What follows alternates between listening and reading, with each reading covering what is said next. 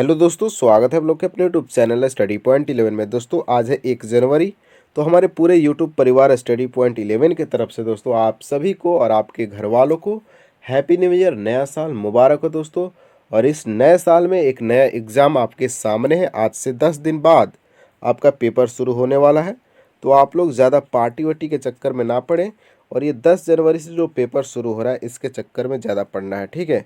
और इस 10 तारीख से जो पेपर शुरू होगा एसएससी जीडी का, इसमें आप लोग फतह करें और इस एसएससी जीडी के एग्ज़ाम को अपने नाम करें और एक नौकरी अपने घर के लिए, खुद के लिए दोस्तों और उनके लिए भी सुनिश्चित करें, ठीक है। तब जाकर ये बड़ा गिफ्ट होगा। तो आप लोग बड़ा गिफ्ट के पीछे भागेंगे, अभी छोटा पार्टी करने के चक्कर में नहीं पड़ना है। 2024 का जब 1 जनवरी आएगा उस दिन आप लोग पार्टी कीजिएगा ज़बरदस्त रूप से, क्योंकि उस समय आप सेना में होंगे, आपके पास एक नौकरी होगा और आपके पास पैसा होगा, पैसा खर्च करने के लिए पार्टी में। तो 1 जनवरी 2024 में आप लोग पार्टी को थोड़ा सा डिले कर दीजिए, ठीक है। मतलब जो 1 जनवरी 2023 को पार्टी करने वाले हैं, पार्टी करेंगे 1 जनवरी 2024 को। तो चलिए दोस्तों शुरुआत करते हैं सेट नंबर 17 का, जो कि हम लोग देख रहे हैं लगातार सेट प्रैक्टिस जीके जीएस और करंट अफेयर्स का। इससे पहले दोस्तों आप लोग को पता है कि हम लोग 17 सेट हिंदी का भी देख चुके हैं। अगर आप में से कोई भी छात्र अभी तक ये सारे वीडियो नहीं देखे हैं तो जाइए चैनल पर, प्लेलिस्ट में जाइएगा, आपको मिल जाएगा प्लेलिस्ट, वहाँ से आप एक एक करके आसानी से सारे वीडियो को देख सकते हैं। और दोस्तों हमारा भी टारगेट है 10K सब्सक्राइबर, यानी 10K सब्सक्राइबर का टारगेट है कि हमारा परिवार भी बड़ा हो, स्टडी पॉइंट 11 भी बड़ा हो यूट्यूब पर। तो दोस्तों आप लोग को सब्सक्राइब कर लेना है और अपने दोस्तों के बीच इस वीडियो को ज़रूर शेयर करना है, ठीक है। जितने भी स्टडी ग्रुप है वहाँ आप लोग इस वीडियो को ज़रूर सेंड करेंगे, क्योंकि 10K सब्सक्राइबर वाला आंकड़ा भी हम लोग को पार करना है जब बहुत जल्द, यानी जनवरी बीतते बीतते हम लोग को यह 10K का आंकड़ा भी पार करना है। तो चलिए दोस्तों शुरुआत करते हैं। आज के दमदार सेट होगा, क्योंकि आज 1 जनवरी है, पूरा एनर्जी है आपके पास। तो चलिए देखते हैं इस सेट प्रैक्टिस को, और आपका कितना नंबर आता है आप लोग कमेंट बॉक्स में ज़रूर बताइएगा। तो ये रहा नया साल 2023 के पहला सवाल आपके सामने। सवाल है कि रानी दुर्गावती संबंधित है। दोस्तों 5 सेकंड के अंदर आप फटाफट कॉपी पर उत्तर करेंगे या फिर कमेंट बॉक्स में उत्तर करते चलेंगे। और वीडियो जब समाप्त होगा तो कितने प्रश्न आपके राइट हुए और कितने प्रश्न आपके रॉन्ग हुए कमेंट बॉक्स में ज़रूर बताना है। और वीडियो के दौरान अगर मैं कोई सवाल पूछता हूं तो उस सवाल का भी उत्तर आप लोग कमेंट बॉक्स में देने का कृपा करेंगे। देखिए पहला प्रश्न था कि रानी दुर्गावती संबंधित है। तो इस प्रश्न का सही उत्तर होगा ऑप्शन नंबर डी, जबलपुर से रानी दुर्गावती का संबंध था। देखिए रानी दुर्गावती जो है दोस्तों कालिंजर के राजा कीर्ति सिंह चंदेल जो थे उनकी पुत्री हैं, और गोंड राजा दलपत शाह की पत्नी थी रानी दुर्गावती। और गोंडवाना राज्य की राजधानी की बात करें जो कि पेपर में पूछा गया है, तो चौरागढ़ थी दोस्तों गोंडवाना राज्य की राजधानी। अच्छा, रानी दुर्गावती का दुर्गावती नाम क्यों पड़ा, ये भी सवाल इम्पोर्टेंट है। तो ध्यान रखेंगे रानी दुर्गावती का जन्म जो हुआ था दोस्तों दुर्गा अष्टमी के दिन हुआ था, इसलिए इनका नाम दुर्गावती रखा गया। आइए बात करते हैं अब अगले सवाल का। भारतीय वन्य जीवन संस्थान wild life institute of India स्थित है। ऑप्शन ए शिमला में, ऑप्शन बी भोपाल में, ऑप्शन सी देहरादून में और ऑप्शन डी नई दिल्ली में। तो दोस्तों भारतीय वन्य जीवन संस्थान स्थित है आपका देहरादून में। तो हमारा राइट आंसर होगा ऑप्शन नंबर सी, भारतीय वन्य जीव संस्थान देहरादून में स्थित है। बात करें दोस्तों शिमला में क्या है, तो ध्यान रखेंगे दोस्तों मोस्ट इंपॉर्टेंट प्रश्न है केंद्रीय आलू अनुसंधान। केंद्रीय आलू अनुसंधान दोस्तों स्थित है आपका शिमला में। बात करें दोस्तों नई दिल्ली का, नई दिल्ली में आपका स्थित है केंद्रीय कृषि अनुसंधान केंद्र, ये भी आपको ध्यान में रखना है। और एक और इम्पोर्टेंट है दोस्तों गांधीनगर, गुजरात का आप लोग नाम सुने हैं, जो कि गुजरात का क्या है राजधानी है गांधीनगर। यहाँ दोस्तों स्थित है प्लाज्मा अनुसंधान संस्थान, जो कि पेपर में पूछा जा सकता है, बहुत बहुत इम्पोर्टेंट है यह। प्लाज्मा अनुसंधान कहाँ है, तो गांधीनगर गुजरात में। आइए बात करते हैं अब अगले सवाल का। विषुवत रेखा पर गुरुत्व के कारण त्वरण, ऑप्शन ए है ध्रुवों पर त्वरण की अपेक्षा कम है, ऑप्शन बी ध्रुवों पर त्वरण की अपेक्षा अधिक है, और ऑप्शन सी है ध्रुवों पर त्वरण के बराबर है, ऑप्शन डी पृथ्वी के अभिकेंद्री त्वरण पर निर्भर नहीं करता है। तो दोस्तों 23 नंबर सवाल का सही उत्तर होगा ऑप्शन नंबर ए, ध्रुवों पर त्वरण की अपेक्षा कम है। तो याद रखेंगे दोस्तों, विषुवत रेखा पर गुरुत्व के कारण त्वरण जो है ध्रुवों पर त्वरण की अपेक्षा कम होता है। इंपॉर्टेंट प्रश्न है दोस्तों, आपसे बार बार पेपर में पूछा जाता है। देखिए दोस्तों, गुरुत्वीय त्वरण यानी जी का मान विषुवत रेखा पर सबसे कम होता है तथा ध्रुव पर आप जब जाइएगा तो वहां सबसे अधिक आपको महसूस होगा गुरुत्वीय त्वरण यानी जी। तो याद रखेंगे, विषुवत रेखा पे सबसे कम और ध्रुव पर सबसे अधिक होता है। ठीक है, ये भी आपको ध्यान में रखना है। आइए बात करते हैं अब अगले सवाल का। सवाल है कि सबसे क्रियाशील है यानी सबसे ज्यादा क्रियाशील कौन है, आपसे प्रश्न पूछा गया है। ऑप्शन है N2, ऑप्शन बी है O2, ऑप्शन सी H2 और ऑप्शन डी S। तो दोस्तों इस प्रश्न का सही उत्तर होगा ऑप्शन नंबर बी, O2 यानी ऑक्सीजन जो है दोस्तों इन चारों में से सबसे ज्यादा क्रियाशील तत्व है। ये भी आपको याद रखना है। आइए बात करते हैं अब दूसरे सवाल का। सवाल है कि ऑक्सीकरण की अभिक्रिया में इलेक्ट्रॉन की वृद्धि होती है या फिर इलेक्ट्रॉन की कमी होती है। ऑप्शन सी में दिया है प्रोटॉन की वृद्धि होती है और ऑप्शन डी है प्रोटॉनों की कमी होती है। तो दोस्तों ऑक्सीकरण की अभिक्रिया में इलेक्ट्रॉनों की कमी होती है। याद रखेंगे, मोस्ट इंपॉर्टेंट प्रश्न है दोस्तों कि ऑक्सीकरण की अभिक्रिया में इलेक्ट्रॉनों की कमी होती है। याद रखेंगे। और बात करें दोस्तों ऑक्सीकरण में क्या होता है, तो ऑक्सीजन का योग होता है यानी ऑक्सीजन आकर जुड़ जाता है, ऑक्सीकरण उसी को बोलते हैं। ठीक है, और हाइड्रोजन का निष्कासन होता है यानी हाइड्रोजन क्या होता है, बाहर निकलता है और ऑक्सीजन अंदर आता है। इस बात को आप लोग ध्यान में रखेंगे। इसी के साथ आपको ये भी याद रखना है अवकरण क्या होता है। जैसे आपने ऑक्सीकरण के बारे में समझा कि इलेक्ट्रॉन की कमी होती है और ऑक्सीजन का योग होता है, संयोग होता है और हाइड्रोजन का निष्कासन होता है, वैसे ही अवकरण भी आपको ध्यान में रखना है दोस्तों। अवकरण में क्या होता है ना कि इसमें हाइड्रोजन का संयोग होता है यानी हाइड्रोजन क्या होता है, आपस में आकर मिल जाते हैं।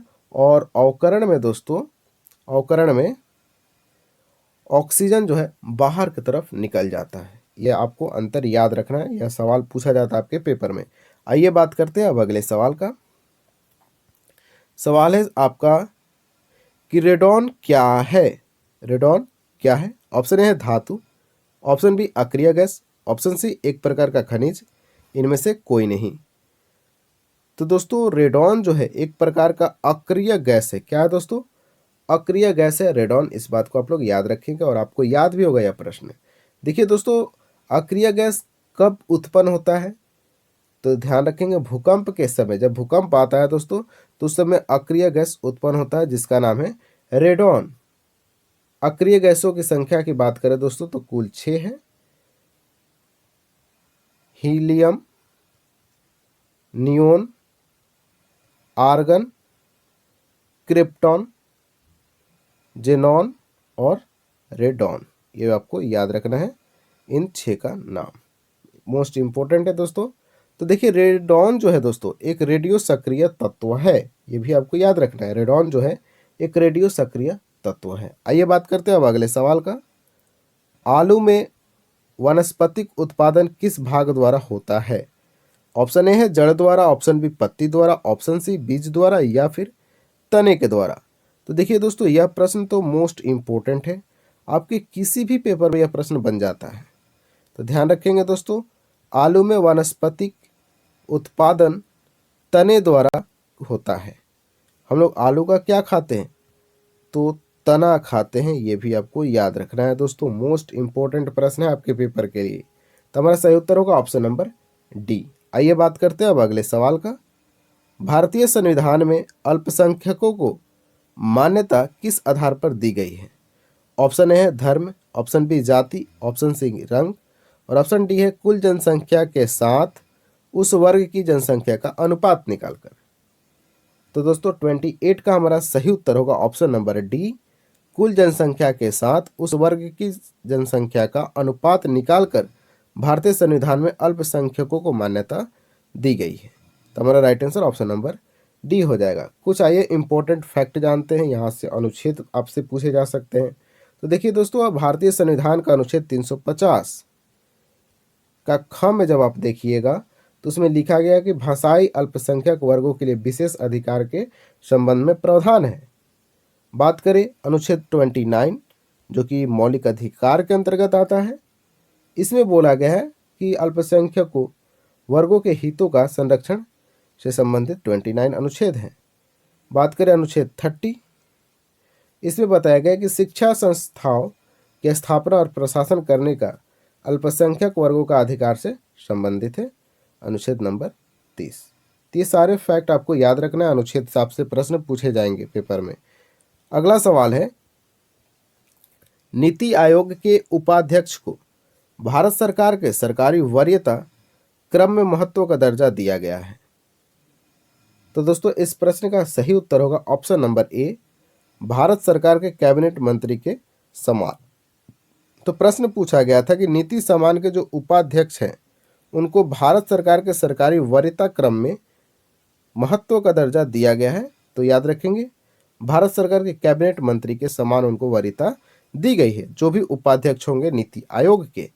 आइए बात करते हैं अब अगले सवाल का। तो सवाल है आपके सामने एक बहुत ही प्यारा सा सवाल जो आपके पेपर में पूछा जाएगा, क्योंकि यह प्रश्न हमेशा पेपर में बनता है और मोस्ट इम्पोर्टेंट होता है, जो भी मैं यहाँ फैक्ट बताऊंगा।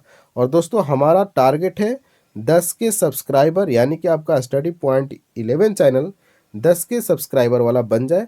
और आप लोग चाहते हैं तो वीडियो को जरूर शेयर करेंगे, और जिन्होंने भी अभी तक चैनल को सब्सक्राइब नहीं किया तो चैनल को सब्सक्राइब कर लेंगे और बेल आइकन दबा लेंगे दोस्तों, क्योंकि पूरे जीडी एग्जाम के दौरान हम आपके साथ खड़ा रहेंगे।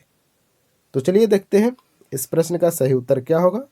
तो प्रश्न था कि निम्नलिखित कौन सा देश दक्षिण एशियाई क्षेत्रीय सहयोग संघ यानी सार्क, जिसको दक्षेस भी बोला जाता है, का सदस्य नहीं है। कुल मिलाकर पूछा गया कि सार्क जो है समिति है, गठन है, उसका सदस्य कौन देश नहीं है। ऑप्शन ए है Afghanistan, option B Myanmar, option C Maldives और ऑप्शन सी श्रीलंका। तो दोस्तों इस प्रश्न का सही उत्तर हो जाएगा आपका म्यांमार। ऑप्शन नंबर बी हमारा राइट आंसर है। आप बोलेंगे कि सर म्यांमार जो है वह सार्क का सदस्य नहीं है, बाकी जो बचा अफगानिस्तान, मालदीव, श्रीलंका, ये तीनों के तीनों सार्क के संबंधित देश है, यानी सार्क के सदस्य हैं। बात करते हैं कुछ इंपॉर्टेंट फैक्ट जहां से पेपर में आपके सवाल पूछे जाएंगे दोस्तों। सबसे सवाल तो आपसे पहले यही पूछ लिया जाएगा कि सार्क का फुल फॉर्म क्या है। तो आप बोलेंगे south Asian association for regional cooperation बोलेंगे सार्क का फुल फॉर्म। अब दूसरा सवाल पूछेगा कि सार्क ठीक है, सार्क है, इसमें कुल कितने देश हैं। तो कुल 8 देश शामिल है दोस्तों, और 8 देश का नाम आपको बता देता हूं, ध्यान रखेंगे। अफगानिस्तान, बांग्लादेश, भूटान, भूटान के बाद याद रखेंगे आप इंडिया, इंडिया के बाद मालदीव, ध्यान रखेंगे म्यांमार नहीं, मालदीव, एम से मालदीव, उसके बाद एन से नेपाल, पी से पाकिस्तान और एस से श्रीलंका। ये जो 8 देश है वो सार्क में शामिल है। अब दोस्तों बात आता है कि सार्क का स्थापना कब हुआ था। तो ध्यान रखेंगे दोस्तों सार्क का स्थापना 8 दिसंबर 1985 को हुआ था। और इसका मुख्यालय कहाँ है, तो याद रखेंगे काठमांडू में मुख्यालय इसका स्थित है।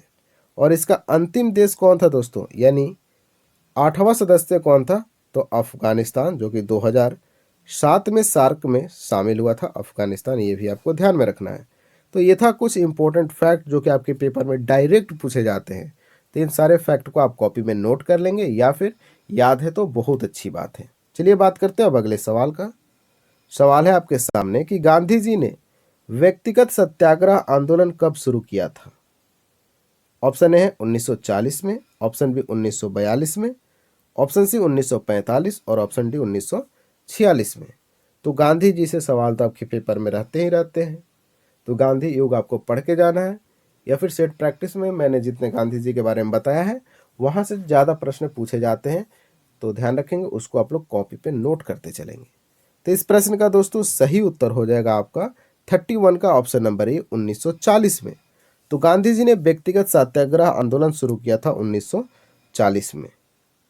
देखिए दोस्तों, अगस्त प्रस्ताव को पूरी तरह से अस्वीकार करते हुए कांग्रेस ने गांधी जी के नेतृत्व में व्यक्तिगत सत्याग्रह का शुरुआत किया 1940 में, ध्यान रखेंगे दोस्तों। यानी कि अगस्त प्रस्ताव जो अंग्रेजों के द्वारा लाया गया था उसको स्वीकार नहीं किया गया कांग्रेस के द्वारा, और गांधी जी के नेतृत्व में 1940 में व्यक्तिगत सत्याग्रह आंदोलन का शुरुआत कर दिया गया। व्यक्तिगत सत्याग्रह ब्रिटिश सरकार के विरुद्ध भारतीयों के नैतिक विरोध की प्रतीकात्मक अभिव्यक्ति भी थी, और इसके साथ ही विनोबा भावे प्रथम व्यक्तिगत सत्याग्रही बने और पंडित जवाहरलाल नेहरू दूसरे व्यक्तिगत सत्याग्रही थे। याद रखेंगे, यह सवाल आपसे पूछा जा सकता है। विनोबा भावे द्वारा गांधी जी के आदर्श के प्रचार के लिए सर्वोदय समाज की स्थापना की। याद रखेंगे, सर्वोदय समाज का स्थापना किसने किया है? तो विनोबा भावे ने किया है, ये भी आपको ध्यान रखना है। आइए बात करते हैं अब अगले सवाल का। किसे भारत का पहला स्वच्छ सुजल प्रदेश घोषित किया गया है? तो दोस्तों, भारत का पहला स्वच्छ सुजल प्रदेश घोषित किया गया है आपका ऑप्शन नंबर डी में दिख रहा है, अंडमान निकोबार द्वीप समूह को। मोस्ट इंपोर्टेंट करेंट अफेयर से दोस्तों याद रखेंगे, भारत का पहला स्वच्छ सुजल प्रदेश घोषित हुआ है अंडमान निकोबार द्वीप समूह। पहला है इसलिए मोस्ट इंपोर्टेंट है, आपका यह सवाल आपसे पूछा जा सकता है। सवाल है, किसने स्पार्क कार्यक्रम की शुरुआत की है? तो इस प्रकार से भी सवाल आपसे करंट अफेयर्स के पूछे जाते हैं कि स्पार्क कार्यक्रम की शुरुआत किसने किया। तो दोस्तों, इस प्रश्न का सही उत्तर होगा ऑप्शन नंबर डी, केंद्रीय आयुर्वेदीय विज्ञान अनुसंधान परिषद के द्वारा स्पार्क कार्यक्रम की शुरुआत किया गया। तो right answer option number D, केंद्रीय आयुर्वेदीय विज्ञान अनुसंधान परिषद के द्वारा स्पार्क कार्यक्रम की शुरुआत किया गया है। आइए बात करते हैं अब अगले सवाल का।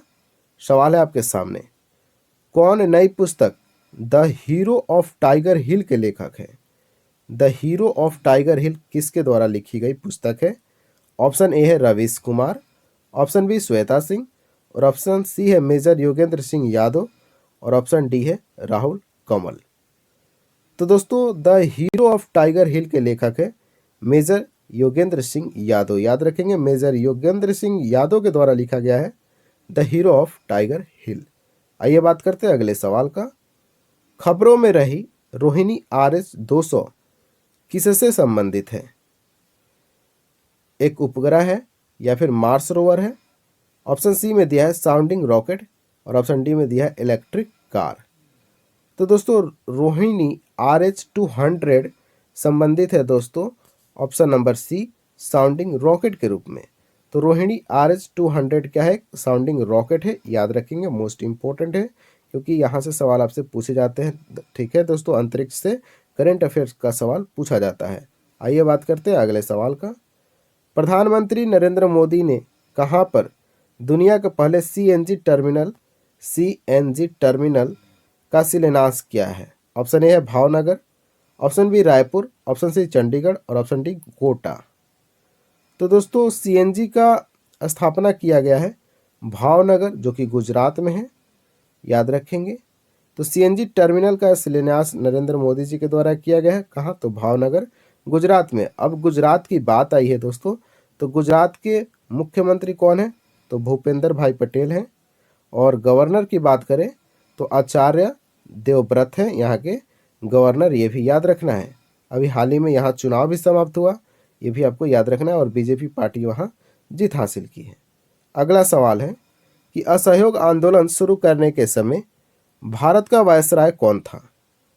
ऑप्शन ए है lord Minto, option B lord Chelmsford, option C lord Curzon, और ऑप्शन डी लॉर्ड रेडिंग।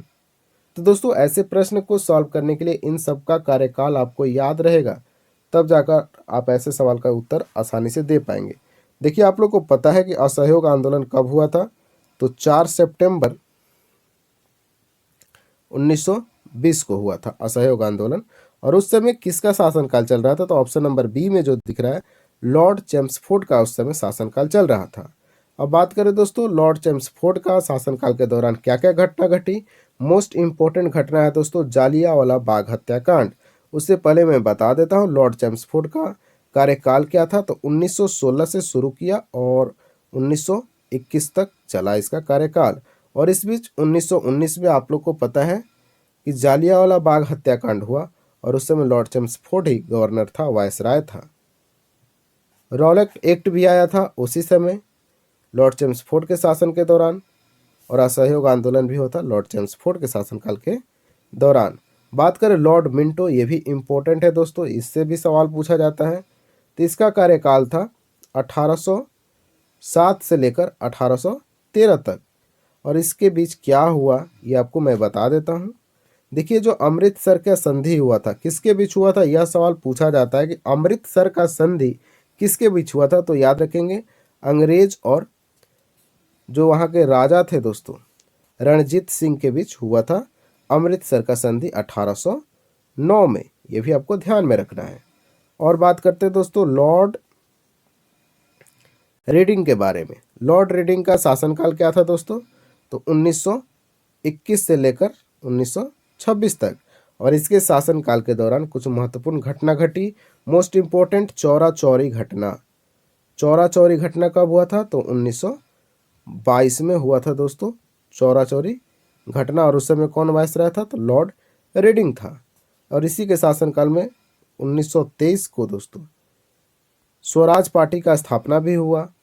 और मोपला विद्रोह का नाम आप लोग सुने होंगे। 1921 को मोपला विद्रोह लॉर्ड रीडिंग के शासनकाल के दौरान ही घटा था। आइए बात करते हैं अब अगले सवाल का। सवाल है आपके सामने कि प्रशासनिक अवस्था के आधार पर डलहौजी ने निम्नलिखित में से किस प्रमुख राज्य को अपनी ओर मिलाया था। सवाल है दोस्तों, ध्यान से पढ़ेंगे। प्रशासनिक अव्यवस्था के आधार पर डलहौजी के द्वारा कौन सा राज्य को अपने ओर मिलाया गया था। ऑप्शन है Awadh, option B Orissa, option B Burma, और ऑप्शन डी संयुक्त प्रांत। तो दोस्तों इस प्रश्न का सही उत्तर होगा 38 का ऑप्शन नंबर ए, अवध को मिलाया था दोस्तों। प्रशासनिक अव्यवस्था का आधार बनाकर डलहौजी ने अपने तरफ मिला लिया था अवध राज्य को।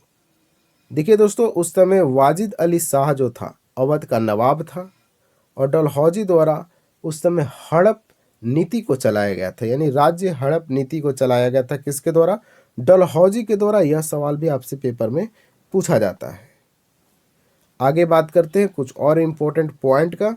तो इस इम्पोर्टेंट पॉइंट में दोस्तों ध्यान रखेंगे कि जो लॉर्ड डलहौजी ने हड़प नीति चलाया था, इस व्यवस्था के अनुसार उसने सबसे पहले सतारा राज्य को हड़पा था। इम्पोर्टेंट सवाल है दोस्तों, सबसे पहले किस राज्य को हड़पा था डलहौजी, तो सतारा राज्य को। कब, तो 1848 ईस्वी में। और बात करते हैं दोस्तों कि किस किस राज्य को हड़पा इसने, तो मैं नाम बताते जा रहा हूँ, आप लोग ध्यान से सुनते जाएंगे।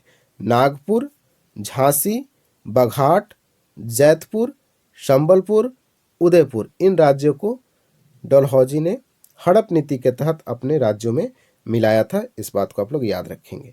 आइए बात करते हैं दोस्तों अब अगले सवाल 39 का।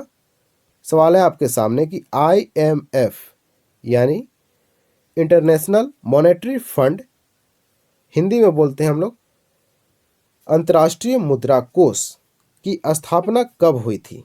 ऑप्शन ए है 1942, option 1943, option C 1944, option D है 1945। तो दोस्तों IMF की स्थापना हुआ था 1945 को, तो हमारा right answer option number D हो जाएगा। 1945 को IMF की स्थापना हुआ था। अब IMF का आपसे हेडक्वार्टर भी पूछ सकता है, मुख्यालय पूछ सकता है, तो ध्यान रखेंगे वाशिंगटन DC में है दोस्तों, यानी अमेरिका में स्थित है IMF का हेडक्वार्टर। आइए बात करते हैं अब अगले सवाल का, और सवाल ये है आज का हमारा अंतिम सवाल है कि थीम आधारित करेंसी नोट के संबंध में नई नीति के अनुसार 200 रुपये के नोट पर छपा रिक्त स्थान भारत की सांस्कृतिक विरासत का प्रतीक है। इस प्रश्न का दोस्तों आप लोग उत्तर देंगे। आप लोग के पास 200 रुपये का नोट अभी भी अवेलेबल है, तो आप लोग वहाँ से देख कर भी उत्तर करेंगे, लेकिन आपको उत्तर करना है कमेंट बॉक्स में, ठीक है। और सही से उत्तर करेंगे। जैसे 40 का अगर मान लीजिए कि ऑप्शन ए है, तो ऐसे लिखेंगे 40 का ए। आप लोग फटाफट कमेंट करेंगे उत्तर, और आपके कितने प्रश्न सही हुए ये भी आपको बताना है कि कितने प्रश्न राइट हुए और कितने प्रश्न रॉन्ग हुए। तो चलिए मिलते हैं अब नेक्स्ट वीडियो के साथ दोस्तों। तब तक आप इस वीडियो को शेयर करें, और फिर बात करेंगे हम लोग नेक्स्ट वीडियो में, यानी हिंदी का देखेंगे एक इम्पोर्टेंट टॉपिक। तब तक के लिए जय हिंद, जय भारत।